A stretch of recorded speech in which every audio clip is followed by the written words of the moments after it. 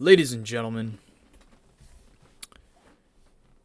the Doomed Hell here, back from the dead, coming back to you from a long hiatus of really just me working and not having any time for my computer stuff, which is sad because I'm on a very old platform.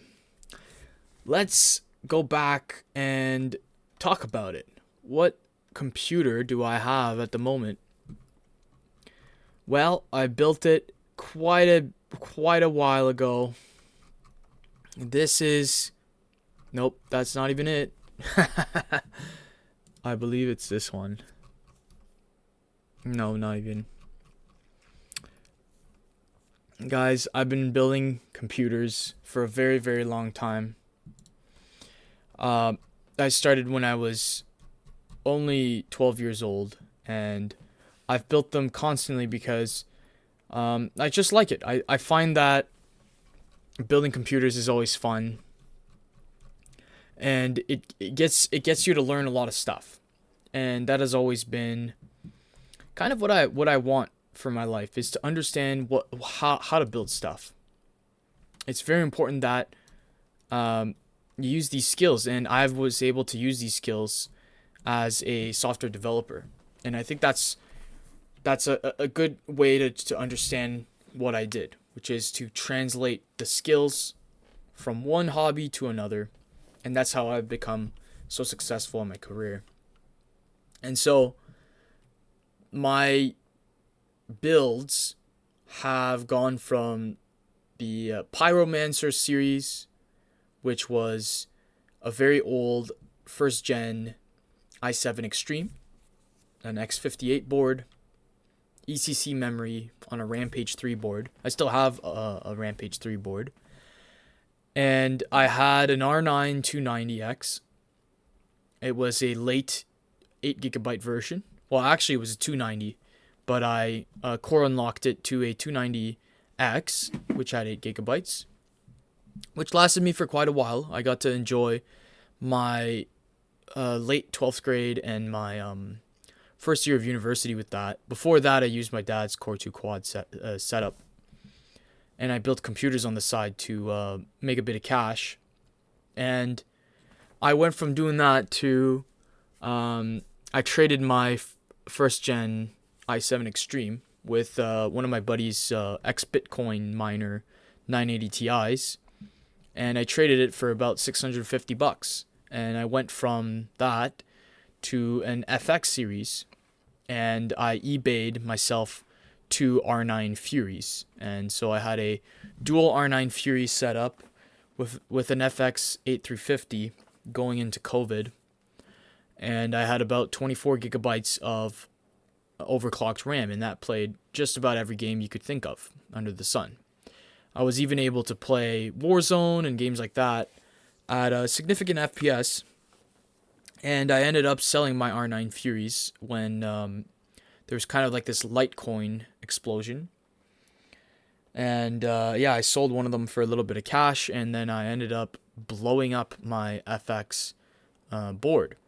So I had to change my FX board. I sold an R9 Fury. I ended up buying another Asus ROG board. It was the excellent 990 FX. What board is that called? It's the ROG board of that time period. So I was still rocking like 10-year-old hardware, almost 15 years now, but it was 10-year-old hardware at the time. And yeah, I was able to game on Warzone just fine, running a 5 gigahertz overclock, running two R9 Furies core unlocked, and everything else was just kind of stock. I did a couple things to try to optimize it, but at the time you couldn't do like frame generation on an R9 Fury. But it played other games that I liked, like Fallout and Far Cry just fine, especially Far Cry 4 and 5. They liked that dual GPUs. So it was a bit of an esoteric setup. It was a bit of an older setup. And I had upgraded in my later years because I needed to start doing like virtual machining and stuff like that, and 24 gigs just didn't cut it. So I ended up going with this setup, which is my albino drone. Albino drone is a xenomorph. Now the pyromancer setup, that was like a name of from like the RuneScape years that I played RuneScape when I was a little kid on my Mac. But the albino drone was a xenomorph, which was later in my life. I don't know, just a cool, iconic little thing. Actually, it was the first kind of monster alien that I had seen as a action figure. And when my uncle took it out of his playing table, I freaked out and I had to go in the other room. But then when I looked at it closer, I thought it was just the coolest, the meanest thing. So yeah, I saw an albino drone. Yeah, so what ended up happening was I needed a lot of RAM. I needed I wanted an overclock setup. I wanted an EATX board because I missed that Rampage 3. And originally I wanted a DDR4 setup, but that didn't end up happening. Anyway, DDR3 was way cheaper in 2022. So I built this crazy setup. It costed me something like, in the end it was really cheap. Like here it says $2,000, but I mean, remove some of the items that I didn't pay for. Like I didn't buy, I already had a 990 Fury, and I already had like this thing, my Western Digital. I ended up not buying this thing, so I guess this $1,100 is about right. So for $1,100 I got Rampage 4, a decent cooler, Extreme Edition 6 core, and 64 gigs of RAM. And it also came, I also added the 1300 G2 Supernova, which I fully intend to use for years to come. And I also bought this really nice, from a smoker's house, but still a really nice graphite Corsair case. This thing is actually neat. It has kind of like ledges on both sides that you can pick up. So that was a big feature that I wanted from the case. I didn't really know if it had it, but when I figured out that it did, it was just a must grab. $50 for that thing. I mean, never spend more than $100 on a case. It's just not worth it. But yeah, I ended up buying this thing. I put on this thing, by the way, came also with an EK block, which is still in my cabin, and I fully intend to use it on my next build, which I'll talk about in a bit. But yeah, the 6 core was overclocked about 4.5 gigahertz on like 1.29 volts, something like that. At the time, we didn't have their variable volts, and so it was really important that my Scythe Ninja would pull out as much airflow as possible. So I actually put in two what do you call them? Two of those brown, I think they're Noctuas. Yeah, Noctua fans, which are the best ones. These ones are really like low volt, which is totally fine. And I'm sure I could overclock the voltage, but I just didn't feel like doing that stuff. I just slapped on 2 Noctua fans and call it a day. And it did the work because really my temps are never very high. Like if I look really quickly. I'm sure they're like, just absolutely nothing. Yeah, 1.29, yeah. Right now it's 3.9 because it's the BCLK moves around, the bus speed actually moves around when you game, but how do you check? That's how long ago I've done this. Like it was just years ago that I overclocked. Yeah, it won't even tell me on here. Anyhow, solid 4.5 gigahertz. Very cool temps. Not quite, liquid cooled, but those never last, so I don't really care. Bought it used on eBay, which I was really happy. The whole setup was off of someone else's build. He bought it all the way back in when he played Battlefield 3, and I still have some of his RAM. He had a 48 gigabyte setup, so I have some RAM laid around, like some overclocked RAM. But yeah, I already had a Trident X setup, and then he had another one, so I just paired them up and it made 64 gigs. The storage, I mean, it's insane. Like I just fill this thing up like crazy now. Yeah, like I have a 4 terabyte and it's already full, right?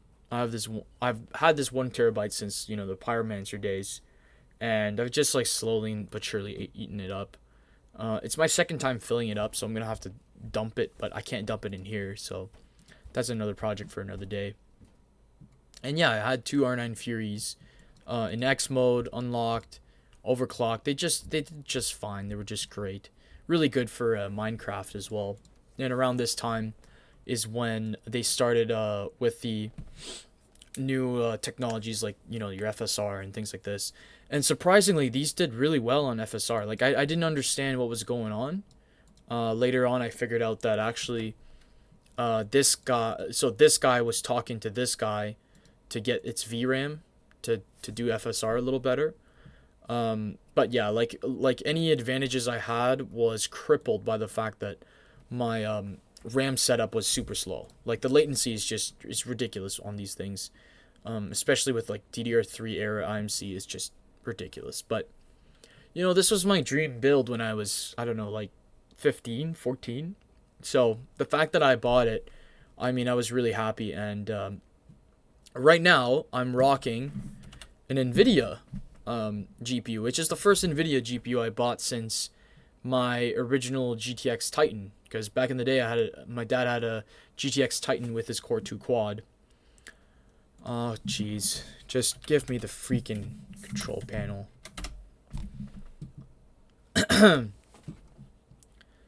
So yeah, my buddy, like maybe a year or 2 years ago, like I think when I graduated, he sold me his 3080 Ti and he upgraded to a 7900 XTX. Great GPU. The 3080 Ti. I mean, it's not much worse than like your 4090. It's just not, and you're not gonna feel it unless you do like AI or if you really want like the top end stuff. And I combined it with a 1650. That's just to play around with it. I found this junkyard 1650, and I just wanted to see if it would help if I do frame generation. It ended up not being powerful enough, and I'm on PCIe 2, so that's not gonna help. But yeah, this was my setup. There's a couple other things I learned from it. So I got a Blu-ray, Blu-ray disc setup, and I have this really cheap but neat what do you call them, like bookshelf speakers that I found in the junkyard, and I just basically started playing with that, and I built myself a little home theater here, and so I get to watch movies on it. I got little sound card that I connect, and that's the amp that allows for those bookshelf speakers to really be really loud and nice. They're really cool ones. So like they're like half my height and they're really tall, like towering bookshelf speakers. And when that doesn't work, I can combine it with my sub. I got this dumb sub that I bought off of Value Village for like, I don't know, $5. So you see where I'm going with this. I'm a cheap bastard.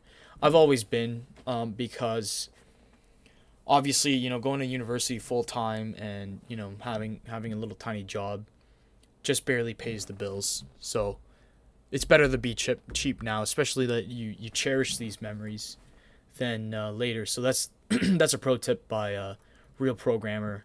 Don't ever buy like expensive gaming setups when you're young. It just doesn't make any sense. But yeah, like I'm starting to feel the slowness. I think the first thing is the games. I could play any game now. Like I have the free time. Before that I could only play Warzone, CS2, stuff like that. Like, and I wasn't gonna be competitive. There's just no way that a full time a software guy can be competitive in that stuff. But I think most of all is also just knowing that I have so many background software ideas that I have. I want to be able to compile my own stuff at home. I want to be able to build some AI stuff, and I want to be able to actually like work with the newest technologies. And just this thing doesn't allow me to. Every so often Warzone kicks me out because I don't have my TPM chip. Like, that's a basic example, but it's true. I'm still running Windows 10 Pro, I didn't even upgrade to the long-term support one because I got a hacked one. So, little things. We live in a time and a place where upgrading would be pretty useful. So I decided that I'm gonna increment, that I'm gonna upgrade Albino Drone into a new edition, and there's a couple of things that I have to consider. So first of all, I'm an Intel guy. It's not by design. It's because when I went from Pyromancer, which was a Intel first system, 6 core, really good CPU, really good setup, very cheap. It was like $400 back in the day, back when like ninth gen had just come out, and that was like thousands of dollars. I paid $400. I got 6 cores. So I stuck to Intel, and then I wanted to play with FX CPUs, so I went back to AMD, and guess what? My OS corrupted. So that was horrible news. I lost a bunch of stuff. Not necessarily things that were useful, but it was annoying that I had to reconfigure a bunch of stuff. And it was also mid-semester, like when you have the least time. So wanting to go to Windows 11 or potentially going to like a Linux distribution, I don't want to have any headaches doing this, so I'm going to stick to Intel. There's another thing that's working in my favor, and that's the fact that right now you could buy an Intel 24 core chip, which like they're not real cores, but it's a big 8 core for extremely cheap. We're talking $400. And lastly, I do want to overclock my RAM and go nuts with it because I've had too many problems where running lots of RAM has slowed down my games, and I'm done with that. That's just something I want to get rid of. Also, AM5 motherboards are just way too expensive, and EATX is a huge thing for me. I just need an EATX. It's not about putting my sound card in. It's not about anything else. It's just I need to have the ATX advantages. And okay, we'll add USB 4 as well. But whatever. Or Thunderbolt. So what I decided to do is go on Facebook Marketplace and buy myself another used computer. I found a $380 13900K 24 core processor, a Z690 Aorus Master, which is Thunderbolt enabled, 48 gigs of DDR5, running very low latency, very overclockable friendly DDR5 at about $3,600, which is not bad. I'm hoping that this goes to $2,600 at Black Friday. And I can finally buy some NVMe drives. This is something I've wanted to do since PCIe 4 drives came out, but I guess I'm going to treat myself and buy myself the big boys. PCIe 5s, they seem to have better latency now. And the 990 EVOs just destroy everything, which is incredible. Just like in the good old days. Like even when we had the 850 series, the 840 series, the Samsungs were always the big boys. And then I know like for a little while, the Sabrents and some other SSD brands kind of like had a better value case. And then everything got inflated, and now the Samsungs are back on top. So that's kind of cool. I'm going to keep the 3080 Ti. I just don't have a reason to upgrade. And I'm going to keep the Corsair and the EVGA power supply. Like I said, this was an investment. I'm also going to upgrade my monitor because currently I'm actually using my girlfriend's monitor. She bought a 144 hertz thing. And the colors are not great. But the monitor that's right beside it is a 4K monitor from like 2015, and the colors are so wrong that like sometimes I'm looking at gray, but it's actually white. So if something is like gray on white, it's not that I'm colorblind. It's the same color on my screen. So that's great. So I'm going to upgrade my monitor. I always like these 32-incher 1080p monitors. This is like your eSport monitor, right? They're great. And that's about it. That's all I'm gonna upgrade. Everything else I have is just like top of the line. I just never, never had to do anything to it. So I'm just gonna keep what I got. And the total price is $1,800. It's really the most money I've ever spent on a computer. But I am hoping that all of these prices, even the monitor, if we look at the monitor history here, this is a great feature, by the way. Yeah, the monitor's never been cheaper. So, okay, I'll buy it. But again, we're gonna buy this little thing. It's gonna be my little treat. Finally, upgrading the big boy. And there's a lot that's gonna come with it. So, for instance, now I have access to After Effects and other things like that at work. So I might as well play with that stuff. Another thing is, I know these Aorus Masters, you need a Thunderbolt extension. So I'm gonna add one up. And so on and so forth. There's just a lot of stuff that I can do now. One of the things I forgot to mention is I got an EK water block for LGA 2011, but guess what? It actually fits on these 1700s because when they shrunk back down to LGA 1200, before that they were more like rectangular. But when they went back to LGA 1200, they went to a more square design, and then they went to LGA 1700, which went back to a rectangular design. They actually didn't change the screw setup between 12 and 17. So my old EKA blocks actually fit on these things. It's actually really crazy that they did that. Huge advantage. So likely here I'll be spending about $2,000 on the whole thing. And I'll have the advantage of having that custom loop that's connected to my EK block. And I'm already looking at it. It'll cost me about $150 extra. So yeah, $1,800 seems to be the number here. Like, again, this will go down 20, this will go down 20, this will go down almost 80. This will go, oh, I see what happened here. Hopefully this will go down to 200.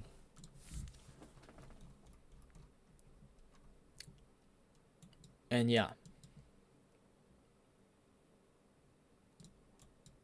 Oh, I see here. So I only really have to spend 900 and some. Oh no, I just got a bug.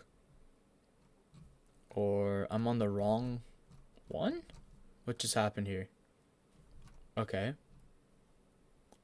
390, edit parts list. Huh. I don't know what just happened. Anyway, long story short, it's going to be cheaper. But again, all the savings in the world, the whole point, the whole philosophy behind this thing is I get to splooge myself a little bit after years and years and years and years of incrementing, selling parts, buying parts. I mean, this whole hobby only really cost me like $1,200.